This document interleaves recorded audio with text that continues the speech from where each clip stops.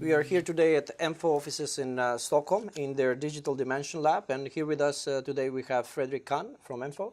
Thank you for having us here, Fredrik. Thank you. Before we start, can you tell us a little bit more about yourself and the organization as well? Of course. So my name is Fredrik, as you said. I personally have a background in finance and economics, but have been working with data and analytics, I would say, for many years.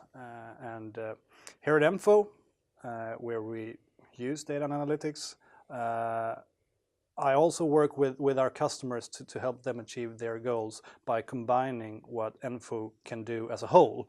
So basically we're using IoT, integration, data and analytics, and process innovation to find solutions to our customers' needs. Because what we're seeing today is that customers have needs that are not only in one dimension, but in several dimensions.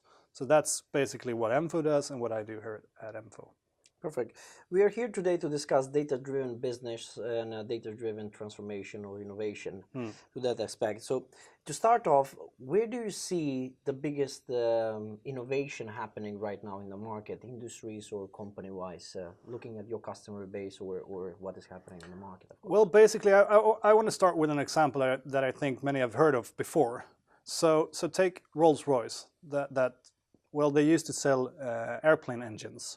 But today, actually, by connecting their engines and collecting data and analyzing this data, they've been able to transform their business totally so that they can sell engine as a service, or I mean, they sell capacity so that their customers don't really buy a goods anymore, they buy a service.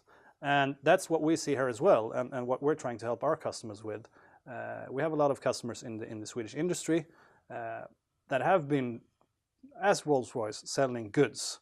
And now we're helping them by connecting their devices and using that data to transform their businesses as well, so that they can, I mean, improve efficiency, find new business models, and effectively sell what they were previously selling as goods as a service today. Perfect. But this is not an easy topic as well. Many organizations are struggling in transforming in the digital area right now. From your point of view, where do you see organizations usually having challenges in, transforming their businesses? What is the main hinders and challenges in this area? Well, I think there are four big problems or challenges, as you would say. First of all, I think that the issue as a whole, the vision and the goals need to be set, and I think that on a board level and on a C level, many companies are not quite there yet. So they don't really, they see that things are happening and they want to do that as well, but they haven't really understood what is it that they need to do in their business. So that's a problem. That's the first problem. The second problem is an organizational problem, I would say, that the companies are lacking the roles and the mandates in the organization to be able to drive through these types of changes. So we're talking about digital or business transformation, but the companies don't really have the organizations to be able to meet that.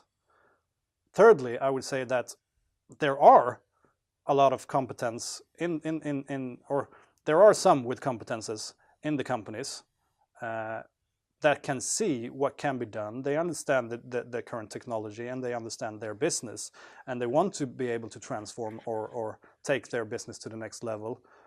But given the two previous hinders, they're not able to do that because they don't have the support from the business.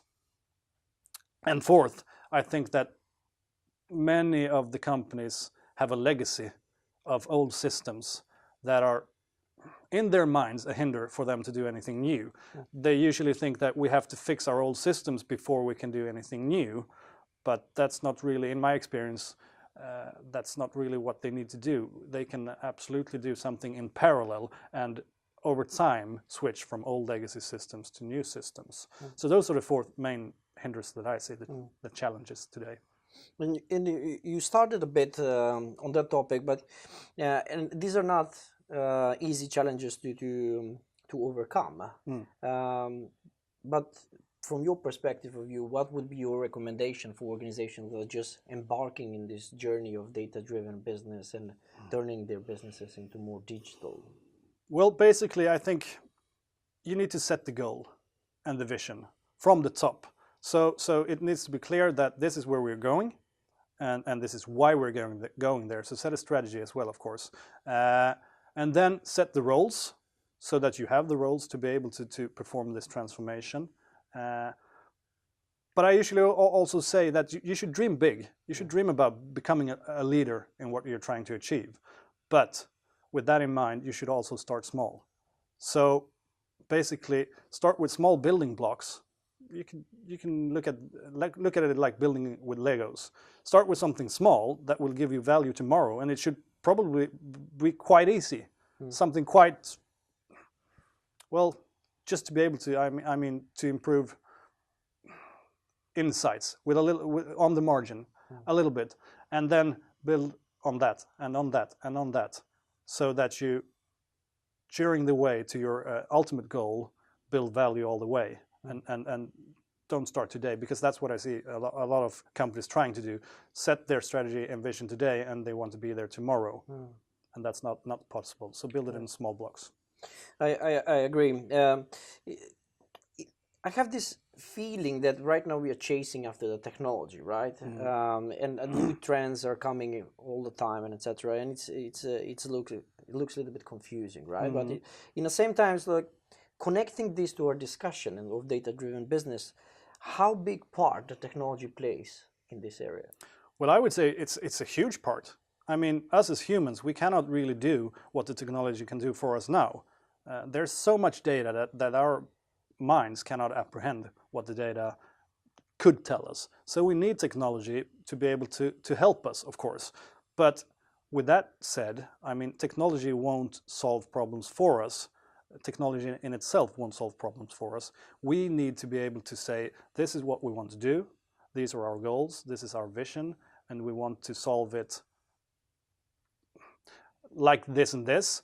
And when we know that, then we go after the technology and find the right technology for our problems. We are definitely living in a very interesting time, I would say. From your point of view, where do you see us? Where do you see data-driven business and data-driven innovation developing or coming to in the next 12 to 8 months? Well, I really think that we're at a tipping point right now. So we have a lot of industries and companies here in Sweden or in the market as a whole that are ready to go from words to action. So they are going to be transforming in the next coming year or so basically from selling regular goods to selling services, or transforming through automation to be able to raise their efficiency and cut their costs. They will use data to predict when they have to do maintenance on their machines, also lowering costs and raising efficiency as well. And well, that's what I see. And what I see is that there are a lot of companies that want to do this, and they want to do it tomorrow. And basically what that means is that there is, and we see that there is a lack of competence and manpower on the market. So companies that are trying to take the next step and want to take the next step, they really need to realize that as they're trying to transform into selling more services and transform the way that they work, they also need to transform by taking help or utilizing partners that have the manpower and competence, and team up with them to be able to solve their problems as fast as possible. Perfect. Thank you for today. Thank you. Yes. And meet Enfo at Data Innovation Summit on 22nd of March. Thank you for today. Bye-bye.